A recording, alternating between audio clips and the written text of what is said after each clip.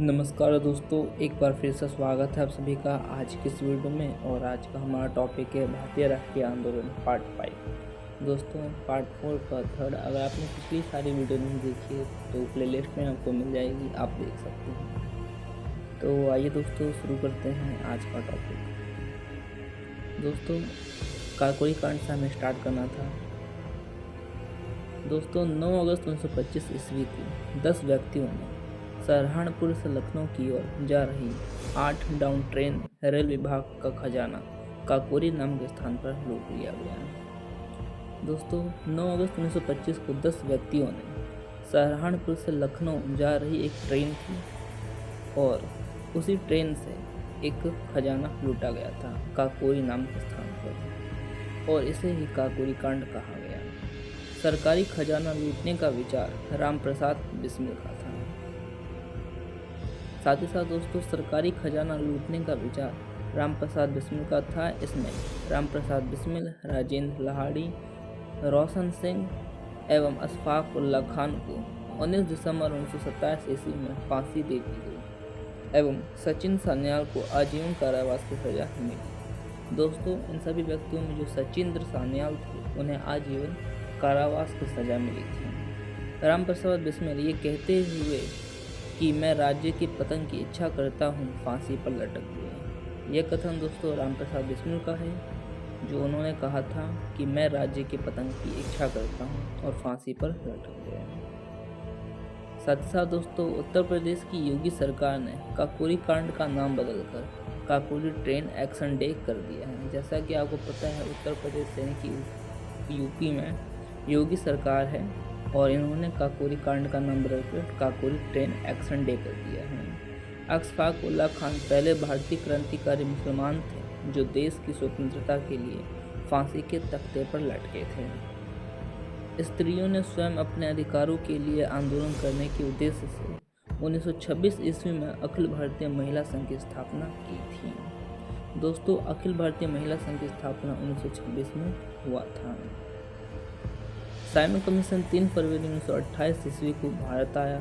इसे white man commission भी कहा जाता है। दोस्तों साइमन कमीशन को व्हाइट मैन कमीशन भी कहा जाता है। 1927 की बटलर कमेटी का मुख्य उद्देश्य भारत सरकार तथा देशी राज्यों के मध्य संबंधों को सुधारना था। 25 दिसंबर 1927 को अंबेडकर ने महाड़ गांव में ही मनुस्मृति का सार्वजनिक दहन किया था। साथ ही साथ दोस्तों नेहरू रिपोर्ट जो अंतिम रूप से अगस्त 1928 में आयोजित सर्वदलीय सम्मेलन में विचार स्वीकार किया गया था। इस सम्मेलन की अध्यक्षता डॉक्टर अंसारी ने की थी। दोस्तों इस सम्मेलन की अध्यक्षता डॉक्टर अंसारी के द्वारा किया गया था। 30 अक्टूबर 1928 ईस्वी को लाहौर में साइमन कमीशन के विरुद्ध प्रदर्शन करते हुए पुलिस की लाठी से लाला लाजपत राय घायल हो गए और बाद में उनकी मृत्यु हो गई थी। दोस्तों साइमन कमीशन का विरोध एक कांग्रेस के नेता थे जिनका नाम था लाला लाजपत राय, और इन्होंने ही साइमन कमीशन का विरोध किया था और उसी समय पुलिस लाठी के कारण वो घायल हो गए और उनकी मृत्यु हो गई थी। साइमन कमीशन का बहिष्कार न करने वाले 2 दल थे।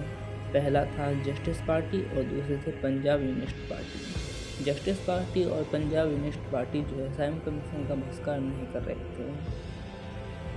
दोस्तों भगत सिंह के नेतृत्व में पंजाब के क्रांतिकारियों ने 17 दिसंबर 1928 को लाहौर के तत्कालीन सहायक पुलिस कप्तान सैंडर्स को गोली मार दी गई थी। दोस्तों भगत सिंह के नेतृत्व में ही सैंडर्स की हत्या कर दी गई थी गोली मार करके। पब्लिक सेफ्टी बिल पास होने के विरोध में 8 अप्रैल 1928 को बटुकेश्वर दत्त और भगत सिंह ने दिल्ली में सेंट्रल लेजिस्लेटिव असेंबली में खाली बेंचों पर बम फेंका था। दोस्तों दिल्ली के सेंट्रल असेंबली में बम फेंका गया था, वो भी खाली बेंचों पर बटुकेश्वर दत्त और भगत सिंह के द्वारा। क्रांतिकारियों ने अपने पर्चे में कहा था कि उनका मकसद किसी की जान लेना नहीं बल्कि बहरे कानों तक अपनी आवाज़ पहुंचाने के लिए है। दोस्तों भगत सिंह बटुकेश्वर दत्त के बम फेंकने के समय असेंबली के अध्यक्ष विट्ठल भाई पटेल थे। बटुकेश्वर दत्त और भगत सिंह ने जब बम फेंका था सेंट्रल असेंबली पर, तब असेंबली के जो अध्यक्ष थे वो थे विट्ठल भाई पटेल कर रहे थे। कांग्रेस के 1929 ईस्वी के लाहौर अधिवेशन में पूर्ण स्वराज का अपना लक्ष्य घोषित किया गया था। और इसी अधिवेशन की अध्यक्षता पंडित जवाहरलाल नेहरू ने किया था। 31 दिसंबर 1929 को रात के 12 बजे जवाहरलाल नेहरू ने रावी नदी के तट पर नवग्रहित तिरंगे झंडे को फहराया था।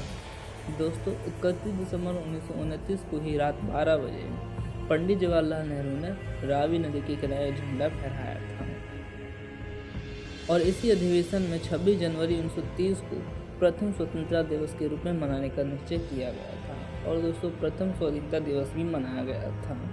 इसी के साथ प्रत्येक वर्ष 26 जनवरी को स्वतंत्रता दिवस के रूप में मनाए जाने की परंपरा शुरू की गई थी। दोस्तों 26 जनवरी को जो रिपब्लिक डे मनाया जाता है वो 1930 से ही स्टार्ट हुआ था, पंडित जवाहरलाल नेहरू के समय में। 12 मार्च 1930 को गांधी जी ने अपने 78 समर्थकों के साथ साबरमती स्थित आश्रम से लगभग 322 किलोमीटर दूर दांडी के लिए प्रस्थान किया था। साथ ही साथ दोस्तों सुभाष चंद्र बोस ने गांधी जी के नमक सत्याग्रह की तुलना नेपोलियन के एल्वा से पेरिस यात्रा से की थी। दांडी यात्रा के दौरान कमला देवी चट्टोपाध्याय ने गांधी जी को आंदोलन को केवल पुरुषों तक सीमित न रखने के लिए राजी किया था। दोस्तों ये जो दांडी यात्रा थी उस समय कमला देवी चट्टोपाध्याय जो कि एक महिला है, उन्होंने गांधी जी से कहा था कि इसमें केवल पुरुष नहीं महिलाएं भी भाग लेंगी।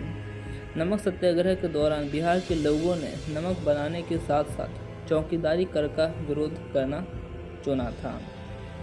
और दोस्तों 4 मार्च 1931 ईस्वी को गांधी इरविन समझौता हुआ। गांधी इरविन समझौता दोस्तों 4 मार्च 1931 को हुआ था। इसके बाद गांधी जी ने समन्वय आंदोलन स्थगित कर दिया था, यानी कि समन्वय आंदोलन रोक दिया था। गांधी इरविन समझौते को दिल्ली समझौते के नाम से भी दोस्तों जाना जाता है। 1931 में सरदार वल्लभ भाई पटेल की अध्यक्षता में हुई कांग्रेस के कराची अधिवेशन में पंडित जवाहरलाल नेहरू ने मूल अधिकारों और आर्थिक कार्यक्रम का संकल्प प्रारूप किया था।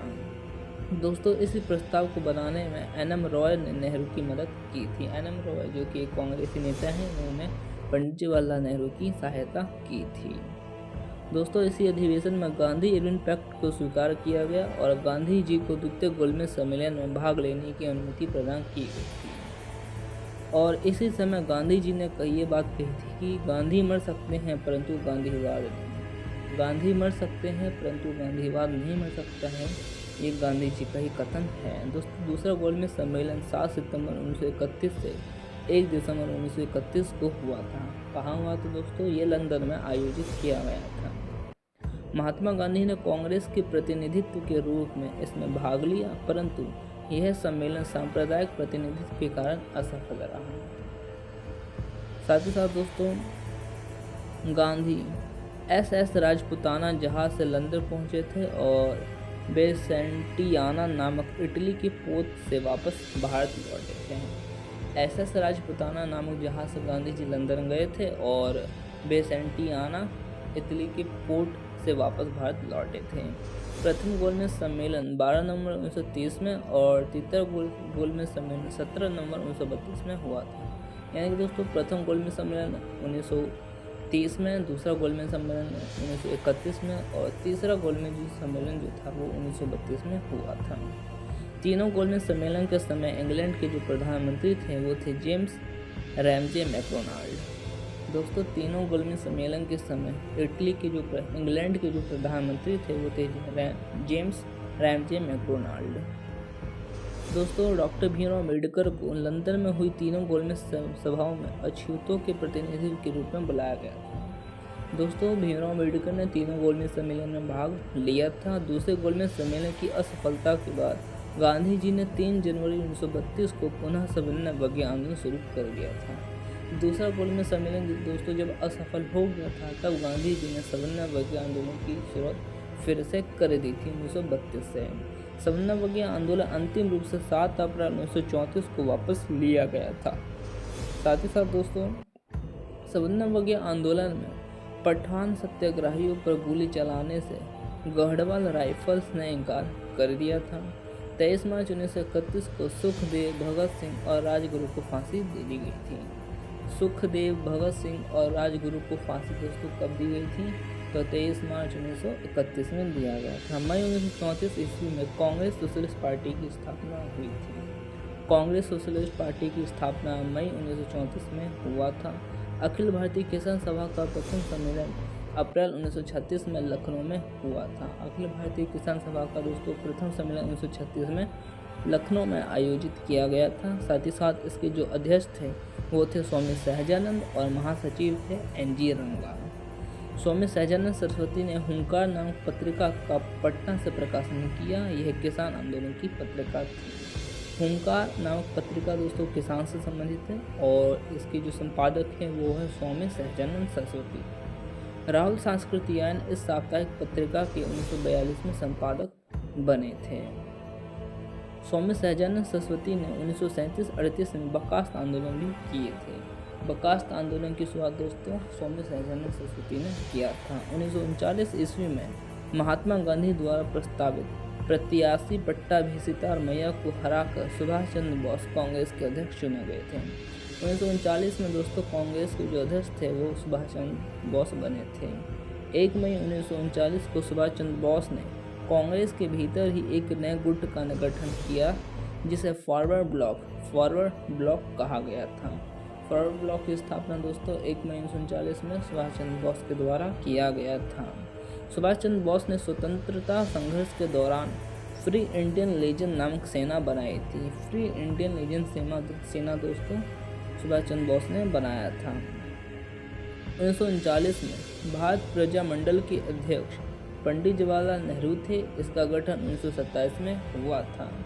13 मार्च 1940 ईस्वी को लंदन में पंजाब के सुनाम नामक स्थान के सरदार उधम सिंह ने पंजाब के भूतपूर्व लेफ्टिनेंट गवर्नर माइकल ओडायर को गोली मारकर उसकी हत्या कर दी थी। दोस्तों माइकल ओडायर की हत्या उधम सिंह के द्वारा किया गया था। गांधी जी ने 17 अक्टूबर 1940 को पावनार में व्यक्तिगत सत्याग्रह आंदोलन की शुरुआत किया था। दोस्तों पावनार में व्यक्तिगत आंदोलन सत्याग्रह की शुरुआत गांधी जी के द्वारा किया गया था 17 अक्टूबर 1940 ईस्वी में। साथ ही साथ इसी आंदोलन के प्रथम सत्याग्रही विनोबा भावे, दूसरे सत्याग्रही जवाहरलाल नेहरू और तीसरे सत्याग्रही ब्रह्मदत्त थे। इस आंदोलन को दिल्ली चलो आंदोलन भी कहा जाता है। 24 मार्च 1940 ईस्वी को मुस्लिम लीग के लाहौर अधिवेशन में अध्यक्षता करते हुए मोहम्मद अली जिन्ना ने भारत से अलग मुस्लिम राष्ट्र यानी कि पाकिस्तान की मांग कर दी थी। दोस्तों 24 मार्च 1940 में भी एक लाहौर अधिवेशन हुआ था जिसकी अध्यक्षता मोहम्मद अली जिन्ना के द्वारा किया गया था और इन्होंने भारत से अलग एक पाकिस्तान राष्ट्र की मांग की थी। साथ ही साथ दोस्तों पाकिस्तान शब्द का सबसे पहले प्रयोग लंदन में कैम्ब्रिज विश्वविद्यालय के एक विद्यार्थी यानी कि चौधरी रहमत अली और उसके 3 साथियों ने जनवरी 1933 में प्रकाशित किए गए एक पैम्पलेट अब या फिर कभी नहीं न और नेवर में किया था। यानी दोस्तों पाकिस्तान जो शब्द हैं वो चौधरी रहमत अली के द्वारा दिया गया था। 1940 ईस्वी में लॉर्ड लिनेथगो ने अगस्त घोषणा के द्वारा मुसलमानों को आश्वासन दिया कि ब्रिटेन और भारत के बीच किसी भी समझौते की स्थिति में अल्पसंख्यकों की सुरक्षा का पूर्ण ध्यान रखा जाएगा। दोस्तों आप सभी को इसका PDF चाहिए तो टेलीग्राम पे मिल जाएगा। टेलीग्राम का लिंक मैंने डिस्क्रिप्शन में दे दिया है। और दोस्तों इस वीडियो का लास्ट और अंतिम पार्ट अगली वीडियो में आएगा। अगर वीडियो अच्छी लगी हो तो लाइक से सब्सक्राइब ज़रूर करें। आज के लिए इतना ही, मिलते हैं नेक्स्ट वीडियो में।